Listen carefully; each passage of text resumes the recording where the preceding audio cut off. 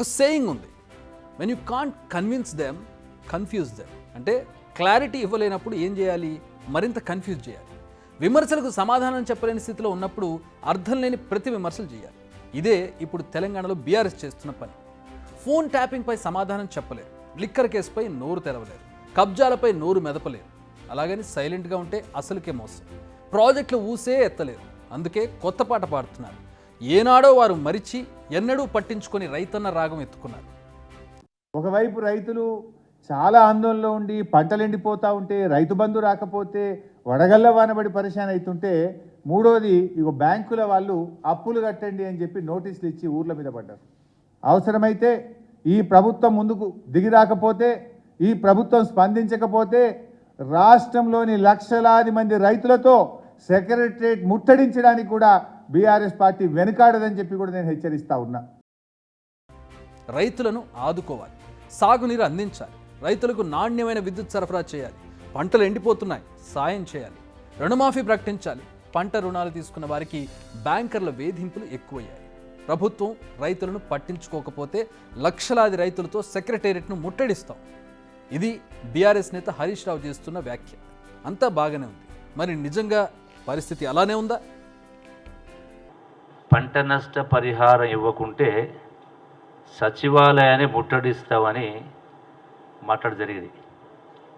మళ్ళీ నదిలో నీళ్ళు ఉన్నా కూడా మీరు విద్యుత్ ఉత్పత్తికి రాయలసీమకు నీళ్ళు వెళ్తూ ఉంటే గుడ్ల బగ్గించి చూసుకుంటూ ఉండి రైతులకు పంటలకు నీళ్లు లేని గతిని సృష్టించింది మీరు. మేము వచ్చినాక వర్షాలు పడ్డాయమన్నా, వర్షాకాలం వచ్చింది. హరీష్ రావు వ్యాఖ్యలకు అప్పుడే చాలా ఎక్కువగా కౌంటర్లు వస్తున్నాయి. అకాల వర్షాలతో పంట నష్టపోయిన రైతులను ఆదుకుంటామన్నారు వ్యవసాయ శాఖ మంత్రి తుమ్మల. 10,000 పరిహారం ప్రకటిస్తామని ఎప్పుడూ హామీ ఇచ్చారు. సాగునీరుపై మంత్రి జూపల్లి ఇప్పటికే సమాధానం ఇచ్చారు. నిజానికి కేసీఆర్ 10 ఏళ్ల పాలనలో గడిని దాటి పంటల దగ్గరికి వెళ్ళింది వేళ్ల మీద లెక్క పెట్టవచ్చు. గత ఏడాది ఎలక్షన్స్ టైంలో బీఆర్ఎస్ సేమ్ ఇలాంటి హడావిడి చేసింది. ఎకరానికి 10,000 చొప్పున పరిహారం ప్రకటించారు అప్పటి సీఎం కేసీఆర్. 150 కోట్లు పంపిణీ కూడా చేశారు.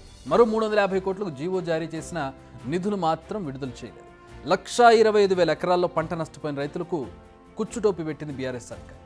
ఇవన్నీ కౌంటర్లు, ఎన్కౌంటర్లు. అయితే బీఆర్ఎస్ రైతు రాగం ఎత్తుకోవడం వెనుక అసలు రీజన్స్ వేరే ఉన్నట్టు కనిపిస్తోంది. లోక్సభ ఎన్నికలకు కౌంట్ డౌన్ కంటిన్యూ అవుతుంది. కల్వకుంట్ల కుటుంబాన్ని స్కామ్లు, వాటితో పాటు వస్తున్న కేసులు చుట్టుముడుతున్నాయి. ఇప్పటికే కవిత తీహాడ్ జైలుకు వెళ్ళింది.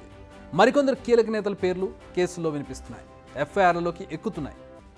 ఇది ఇంటి పరిస్థితి. ఇక పార్టీ పరిస్థితి అగమ్యగోచరంగా ఉంది. రాత్రి గులాబీ కండువాతో పడుకున్న నేత తెల్లారి లేచేసరికి ఏ పార్టీ కండువా కప్పుకుంటాడో తెలియని పరిస్థితి. పిలిచి టికెట్ ఇస్తామన్నా మాకొద్దు బాబోయ్ అంటూ పారిపోతున్నారు నేతలు. దీనికి తోడు పార్టీ పెద్దల ముందే బూతులు, కొన్నిసార్లు ఏకంగా దాడులు. పార్టీలో పరిస్థితి ఇలా ఉంది. ఇక ప్రజల్లో బీఆర్ఎస్పై ఉన్న అసహనం తగ్గలేదు. రాష్ట్రంలో పరిస్థితులు మారలేదు. దీంతో కారు పార్టీలో ఉన్న కంగారు అంతా ఇంతా కాదు. ఏం చేయాలి? ప్రజల అటెన్షన్ గ్రాబ్ చేయడం ఎలా? ఏం చేస్తే ప్రజలు పట్టించుకుంటారు? మేడిగడ్డ కుంగుబాటును మరిపించాలంటే ఎలా? కాళేశ్వరం అవినీతిని కనుమరుగు చేయడం ఎలా? గులాబీ నేతల సీటు కిందకు వస్తున్న ఫోన్ ట్యాపింగ్ వ్యవహారాన్ని మరిచేలా ఏం చేయాలి? బీఆర్ఎస్ ఖాళీ అవుతుందన్న ఆలోచన నుంచి ప్రజల దృష్టిని ఎలా మరిపించాలి? ఇదిగో ఈ ప్రశ్న నుంచి వచ్చిందే బీఆర్ఎస్ రైతు పోరాటం. మరి బీఆర్ఎస్ రైతు పోరాటంలో అయినా చిత్తశుద్ధి ఉందా అంటే ఆన్సర్ ప్రజలే చెబుతారు. కానీ బీఆర్ఎస్ హయాంలో ఇలాంటి పరిస్థితి వచ్చినప్పుడు ఏం జరిగిందో మాత్రం మేం చెబుతాం.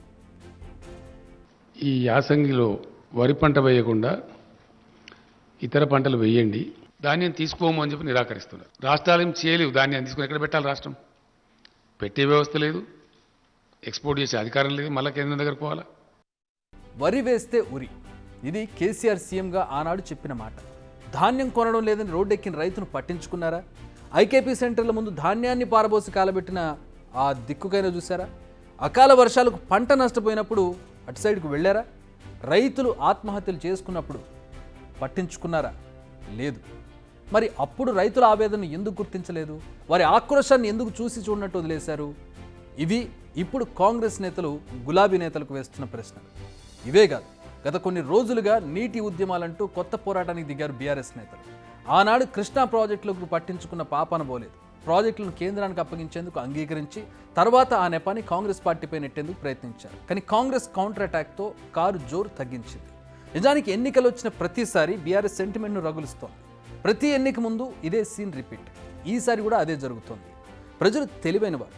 ఒకప్పట్లా నోటి నుంచి వచ్చిందే నిజం అనుకునే పరిస్థితిలో లేరు.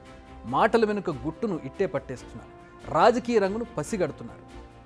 ఈసారి బీఆర్ఎస్ డైవర్ట్ పాలిటిక్స్ అంతగా సక్సెస్ అయ్యే ఛాన్సెస్ లేవనే చెప్పాలి. ఎందుకంటే కల్వకుంట్ల ఫ్యామిలీపై వస్తున్న ఆరోపణలు, నమోదవుతున్న కేసులను ప్రజలు చాలా కీన్గా అబ్జర్వ్ చేస్తున్నారు.